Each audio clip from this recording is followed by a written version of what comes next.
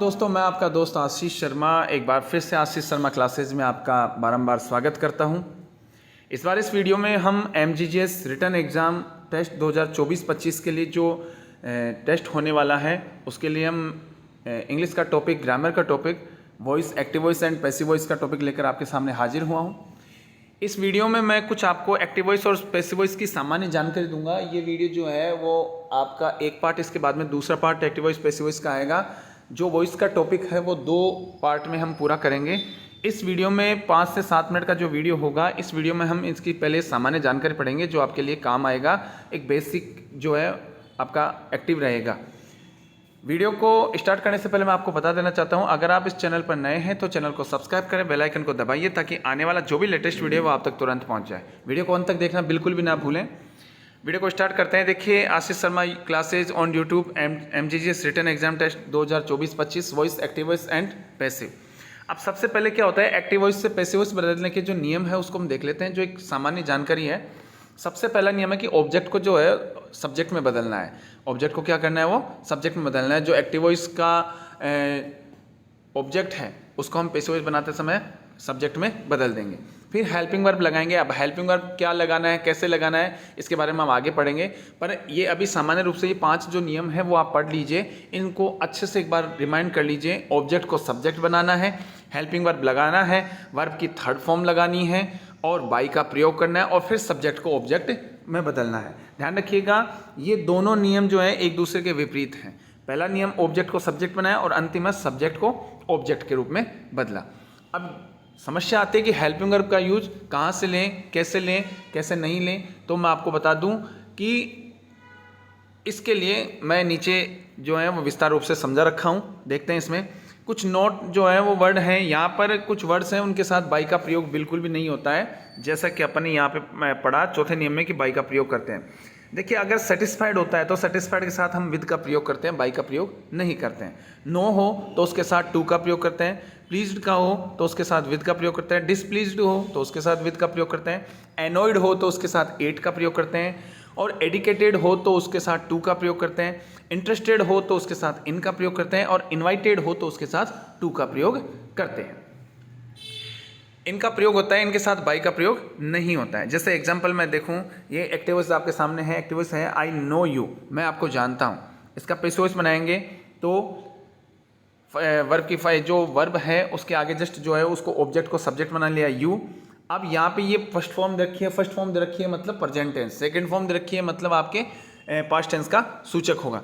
तो यहाँ पर यू आर, अब वर्ब की नो है, नो नो नॉन, तो यहाँ पर नॉन हो जाएगा वर्ब की थर्ड फॉर्म। और टू लिख देंगे इसके साथ जो है, जैसे कि मैं आपको बता चुका हूँ। यहाँ पे बाई का प्रयोग नहीं करेंगे। नो है उसके साथ, नो के साथ किसका प्रयोग करेंगे, टू का प्रयोग करेंगे। तो यहाँ पर देखिए टू के नॉन के साथ टू आ गया। और इसी प्रकार जो है वो जो सब्जेक्ट है उसको ऑब्जेक्ट में बदल देंगे, मी हो जाएगा। ये होता है आई, माई और मी। तो ये सब्जेक्ट है और ये ऑब्जेक्ट है। समझ में आ रहा होगा। उम्मीद करता हूँ कि आपको ये छोटा सा जो है वो समझ में आ रहा होगा। अगर फिर भी कोई तकलीफ होती है तो आप मेरे कमेंट बॉक्स में जो है वो कमेंट करके मुझे बता सकते हैं। अब यहाँ पे महत्वपूर्ण बात यह है कि इस पैसिव वॉइस को बनाते समय वर्ब में होने वाले जो परिवर्तन है उनको कैसे ध्यान रखें। जैसे एक्टिव वॉइस है, आप इधर देख पा रहे हैं, ये इधर तो जो है वो एक्टिव वॉइस है, इधर जो है वो पैसिव वॉइस है। ठीक है, तो इसमें देख लेते हैं हम। एक्टिव वॉइस में जो है वो प्रेजेंट सिंपल टेंस होता है, उसके लिए पैसिव वॉइस बनाते समय हेल्पिंग वर्ब के रूप में इज, एम, आर और वर्ब की थर्ड फॉर्म यूज लेते हैं। ठीक है, अगर प्रेजेंट कॉन्टिन्यूस टेंस है मतलब आईएनजी कोई वर्ब के लगा हुआ है तो वहाँ पर is, am, are plus being plus verb की थर्ड फॉर्म का यूज लेते हैं। ये जो टेबल है वो आपके लिए बहुत ही रामबाण सिद्ध होने वाला है। इस टेबल को अच्छे से याद कर लें। अगर प्रेजेंट परफेक्ट टेंस है तो इस प्रेजेंट परफेक्ट टेंस में, जैसे कि आप पूर्व में टेंस में जो है वो पढ़ चुके हैं, हैज है प्लस उसके साथ बीन का प्रयोग होता है और वर्ब की थर्ड फॉर्म लगती है। ध्यान रखिएगा, कॉन्टिन्यूस में जो है वो बीइंग लगता है और परफेक्ट में जो है वो बीन लगता है। ये दोनों में अंतर थोड़ा ध्यान में रखिएगा।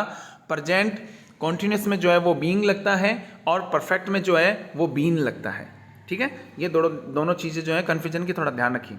और प्रेजेंट परफेक्ट कॉन्टिन्यूस में देखिए, परफेक्ट कॉन्टिन्यूस जो है वो चाहे प्रेजेंट का हो चाहे पास्ट का हो चाहे फ्यूचर का हो, उसमें हमेशा नो पैसिव मतलब कोई पैसिव वॉइस नहीं बनता है, कोई भी पैसिव वॉइस नहीं बनता है। इसी प्रकार देखिए पास्ट सिंपल टेंस है, पास्ट सिंपल टेंस है। इस पास्ट सिंपल में वॉज वर्ब और वर्ब की थर्ड फॉर्म, ठीक है। अगर कॉन्टिन्यूस आ जाता है, कॉन्टिन्यूस का मतलब है कि वर्ब के आईएनजी आना निश्चित है, फिक्स है, तो जहाँ पे भी आईएनजी आता है वहाँ वॉज वर्ब और बीइंग BEING, ध्यान रखिएगा, मैं फिर से बता रहा हूँ, कॉन्टिन्यूस में जो है वो बीइंग का प्रयोग करेंगे और परफेक्ट जहाँ पे आता है वहाँ पर बीइंग का प्रयोग करेंगे। तो यहाँ पर देख सकते हैं अपन कि पास्ट कॉन्टिन्यूस में was verb plus being plus verb की थर्ड फॉर्म यूज लेंगे। इसी प्रकार पास्ट परफेक्ट है, तो पास्ट परफेक्ट में देखिए हेल्पिंग वर्ब के रूप में हैड आता है और यहाँ पर हम जो है वो बीन का प्रयोग कर देंगे, तो हैड बीन और वर्ब की थर्ड फॉर्म, जैसा कि अपन ने हैज है बीन और वर्ब की थर्ड फॉर्म प्रेजेंट परफेक्ट में की थी, सेम पास्ट परफेक्ट में हैड लगा देंगे और बीन लग जाएगा और वर्ब की थर्ड फॉर्म आ जाएगी। इसी प्रकार आठवां जो है पास्ट परफेक्ट कॉन्टिन्यूस, मैं पूर्व में बता चुका हूं कि चाहे वो प्रेजेंट का पास्ट परफेक्ट कॉन्टिन्यूस हो, चाहे वो पास्ट का परफेक्ट कॉन्टिन्यूस हो, चाहे वो फ्यूचर का परफेक्ट कॉन्टिन्यूस हो, हम वहां पर नो पैसिव मतलब यहाँ पर इनका कोई पैसिव नहीं बनता है। अब जैसा कि यहाँ पर नवा देख पा रहे हैं आप फ्यूचर सिंपल। अब फ्यूचर सिंपल में क्या होता है कि इसमें हेल्पिंग वर्ब के रूप में विल सेल और बी और वर्ब की थर्ड फॉर्म का प्रयोग करते हैं। ध्यान में रखिएगा यहाँ पर जो है विल सेल के बाद में बी का प्रयोग आवश्यक है, बी का प्रयोग आवश्यक है और वर्ब की थर्ड फॉर्म। ऐसे फ्यूचर कॉन्टिन्यूस है, इसमें एक बात ध्यान रखिएगा, प्रेजेंट और पास्ट कॉन्टिन्यूस में हमारे यहाँ पैसिव बना है, परंतु फ्यूचर कॉन्टिन्यूस में जो है वो पैसिव बिल्कुल नहीं बनेगा। चार हो गए हैं, प्रेजेंट पास्ट और फ्यूचर, इन तीनों का अगर परफेक्ट कॉन्टिन्यूस हो तो नो पैसिव और फ्यूचर का कॉन्टिन्यूस हो तो नो पैसिव, ठीक है।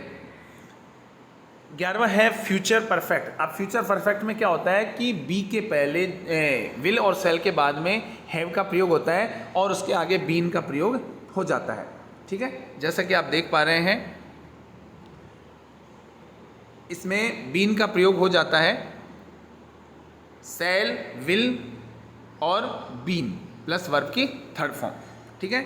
इसी प्रकार फ्यूचर परफेक्ट कॉन्टिन्यूस है, इसमें नो पैसिव होता है। मैं उम्मीद करता हूं कि आपको ये वीडियो बहुत ही अच्छा लगा होगा। आप इस टेबल की जो है वो एक बार स्क्रीनशॉट ले लीजिए, ये आपके लिए रामबाण सिद्ध होने वाला है ये टेबल, क्योंकि इस टेबल के आधार पर ही हम एक्टिव वॉइस से पैसिव वॉइस बनाना सीखेंगे। मैं उम्मीद करता हूं कि आपको ये वीडियो बहुत ही अच्छा लगा होगा। अगर आपको वीडियो अच्छा लगा है तो लाइक कीजिए, कमेंट कीजिए, शेयर कीजिए अपने मित्रों से और चैनल को सब्सक्राइब कीजिए, बेल आइकन को दबाइए ताकि आने वाला जो भी लेटेस्ट वीडियो है वो आप तक तुरंत पहुंच जाए। मिलते हैं अगले नेक्स्ट वीडियो में, तब तक के लिए मुझे इजाज़त दीजिए। जय हिंद, जय भारत।